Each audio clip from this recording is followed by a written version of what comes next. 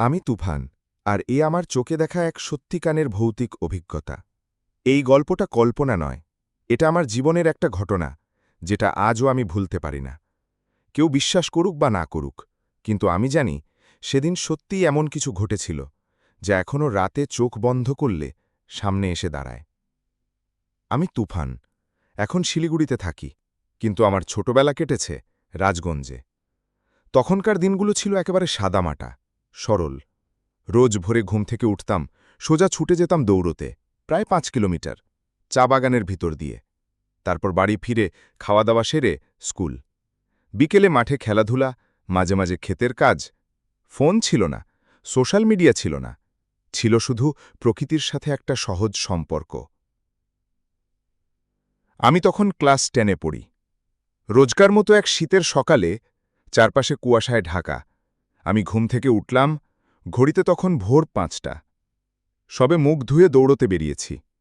সেই চেনা পথ, চা বাগানের মধ্যে দিয়ে। চারপাশে নিস্তব্ধতা, গাছপালা ঝিমিয়ে আছে, কেউ নেই। হঠাৎ দেখি রাস্তার এক পাশে একটা লোক দাঁড়িয়ে। গায়ে কোনো কাপড় নেই। আরও ভালো করে তাকিয়ে দেখি লোকটার এক পাই নেই। সে যেন ধীরে ধীরে আকাশে উঠতে চাইছে। আমি থেমে গেলাম, তাকিয়ে রইলাম। লোকটা আমাকেই দেখছে। আমার পা যেন মাটি থেকে উঠছে না। ঠিক তখনই একদম পেছন থেকে একটা গাড়ি এসে পড়ল। কিন্তু গাড়ির কোনো শব্দ নেই। একটা নিঃশব্দ গাড়ি যেন ভেসে আসছে কুয়াশার মধ্যে দিয়ে। আমি আবার লোকটার দিকে তাকালাম, কিন্তু সেখানে আর কেউ নেই।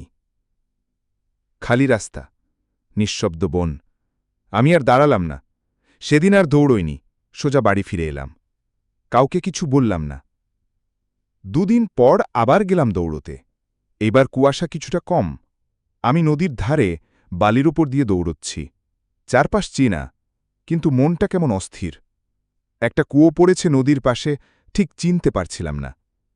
হঠাৎ সূর্য একটু উপরে উঠতেই দেখি, যে জায়গাটায় আমি দৌড়চ্ছি তার ঠিক নিচেই রাতের মধ্যে কেউ একটা মরেছে। একটা লোকের দেহ পড়ে আছে বালিতে, পাটা ভাঙা। আমি ঘেমে একেবারে শেষ। দৌড় থামিয়ে সোজা নদীতে নেমে পড়লাম। ঠান্ডা জলে স্নান করলাম। মনে হচ্ছিল কিছু একটা মুছে ফেলতে হবে শরীর থেকে। বাড়ি ফিরে সব বললাম মাকে। মা শুনে একেবারে স্তব্ধ। তারপর দাদিমার কথা মনে পড়ে যায় মাকে। আমার ঠাকুমা নাকি একসময় বলেছিল ওই চা বাগানের ভিতরে কিছু থাকে। মা আমাকে নিম পাতা দিয়ে স্নান করালেন। আগুন ধরিয়ে শুদ্ধ করল আমার চারপাশ। সেদিনের পর থেকে আমি আর সেই পথে দৌড়ইনি।